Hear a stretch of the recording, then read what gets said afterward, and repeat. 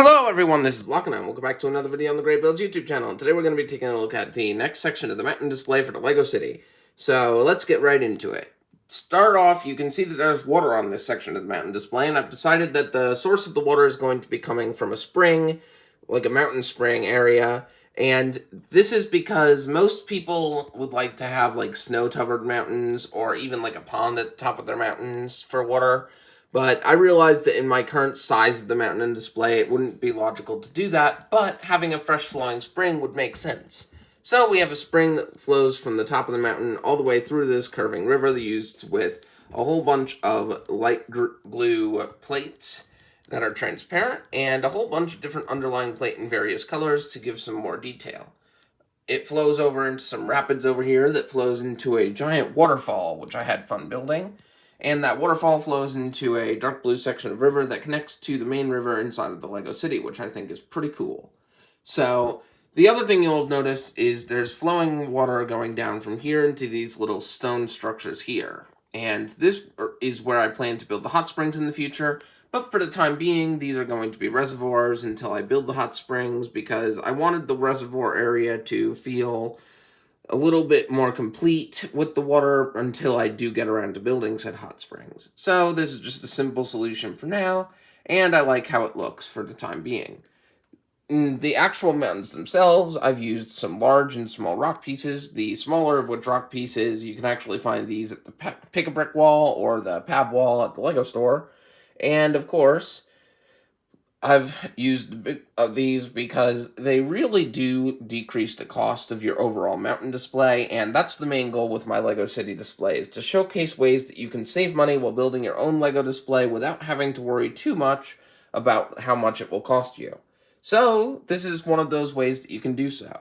Additionally, I've covered the mountains in different colors. I've decided to go with some more dark tan plates to resemble like dead grass or dirt because it matches the previous section of mountain we did for the LEGO City, and of course, that section of mountain has the Ninjago training grounds on it. So it's based off the Ninjago Core Wave, which is where I got this color palette to work with. We also have one like orange and yellow colored tree over here that represents the same colors of trees used in those kits as well. Now, moving over here, I've actually changed the grass color to be fresh green because I really wanted to do like a regular forest area on this side of the mountain. So we have a bunch of different like dandelion flowers growing. We have a couple of small spruce trees growing, which are just using some grass elements on top of some little brown bar pieces. And we even did some cool little designs using some leaves and studs not on top pieces for regular trees. Down at the bottom here, you can see we've also added a bush using a couple of those leaf pieces as well, which was fun.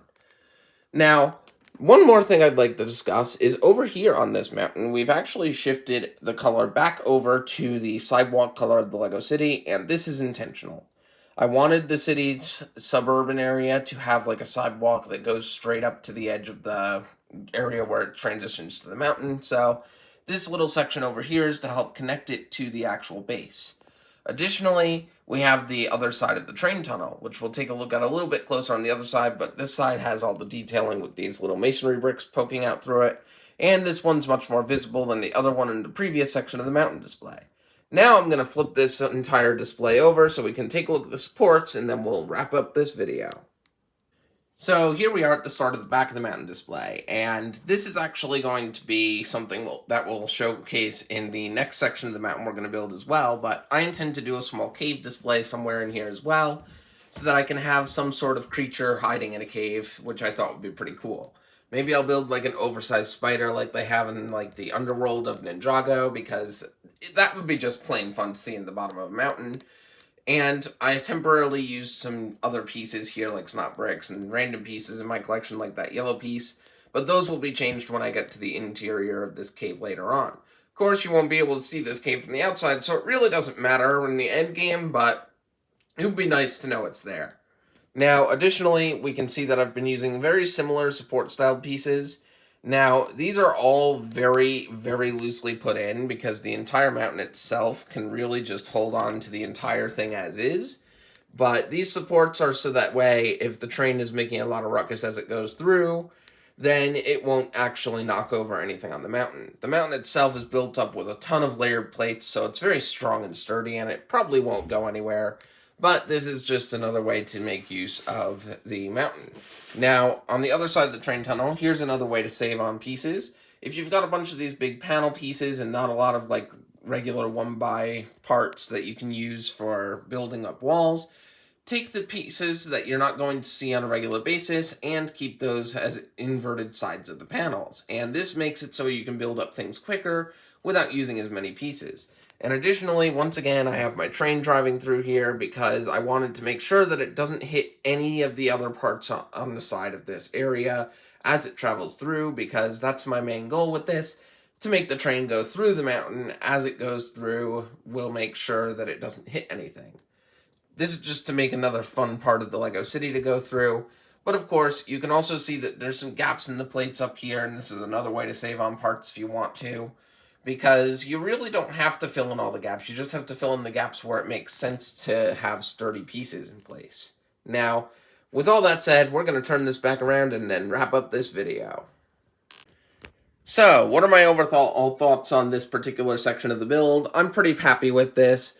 If I had enough dark tan bricks, I would do the entire mountain in dark tan, but realistically, my collection does not have enough of those pieces to do so. So I like the gradient that I did here. Plus, this is kind of a good future look into what the forest selection of my LEGO City might look like in the future, just a little bit on a smaller scale. I also designed these trees and mostly the terrain in general to look small, so that way from a far enough distance away it'll look like the trees are even further away than they actually are, which is kind of cool. I do have plans to add many more details, like hot spring details and many other details to the rest of this LEGO City display and this mountain section later, but I first wanted to get this video out while I had these details done and before I get on to the top of the mountain first, and then I'll go back and add some extra details to every single part of this display. So, without further ado, that will end this video. Now, if you remember in my last video I mentioned that I'm going to be adding some lore to my LEGO minifigures. I originally was going to do that for this day of the week, but then I realized this could be a perfect time to bring back Minifigure Thursdays. So, starting on Thursday, there will be some full-length episodes of Minifigure Thursdays as I go through each character that I'll be adding to my LEGO Cities lore and stop animation processes in the future. So, stay tuned for those, and I hope you all have a great day.